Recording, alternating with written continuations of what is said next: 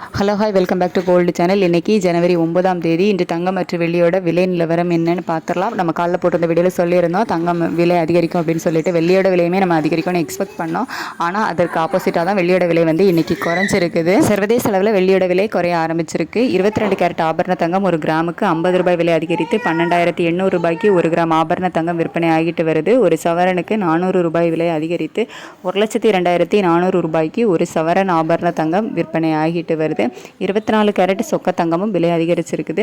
ஒரு கிராமுக்கு 55 ரூபாய் விலை அதிகரித்து 13,964 ரூபாய்க்கு ஒரு கிராம் சொக்க தங்கமும், ஒரு சவரனுக்கு 440 ரூபாய் விலை அதிகரித்து 1,11,712 ரூபாய்க்கு ஒரு சவரன் சொக்க தங்கமும் விற்பனை ஆகிட்டு வருது.